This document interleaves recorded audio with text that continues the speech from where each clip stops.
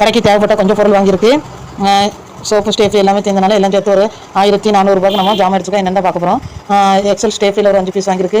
Small சேஃப்டியில் ஒரு 5 piece வாங்கியிருக்கு. சக்கா கோட்டு தேயில உரிச்சிடும். 5 ரூபா 3 தாள் உரிச்சிடும். 5 ரூபா மஞ்சள் பொடி உரிச்சிடும். 10 ரூபா டிட்டர்ஜென்ட் பவுடர் ஒரு சரம் வாங்கியிருக்கு. அதுபோல் 1 கிலோ ரவையில் ஒரு 2 பாக்கெட் வாங்கியிருக்கு. 1/4 200 கிராம் ரவையில் வந்து ஒரு 5 பாக்கெட் வாங்கியிருக்கு.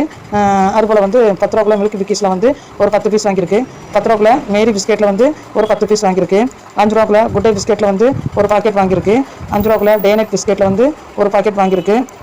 அதுபோல் 10 ரூபா அப்பளக்கட்டு வந்து ஒரு பண்டல் வாங்கியிருக்கு. 20 ரூபா அப்பளம் இவ்வளோ நம்ம வாங்கிச்சே கிடையாது. இப்போ 20 ரூபா அப்பளக்கட்டிலே வந்து ஒரு 5 பீஸ் வாங்கி வச்சிருக்கு. ஃபஸ்ட்டு வாங்குறதுனால பண்டலாம் வாங்காண்டாம்னு 10 ரூபா அப்பளத்துலேயும் 5 ரூபா ஒரே லாபம் தான். 5 ரூபா மில்கி பாரில் வந்து ஒரு 10 பீஸ் வாங்கியிருக்கு. அரசன் சோப்பில் வந்து ஒரு 2 பீஸ் வாங்கியிருக்கு. அதுபோல் வந்து 5 ரூபா விம் சோப்பில் வந்து ஒரு 20 பீஸ் வாங்கியிருக்கு. 10 ரூபா விம் சோப்பில் வந்து ஒரு 5 பீஸ் வாங்கியிருக்கு.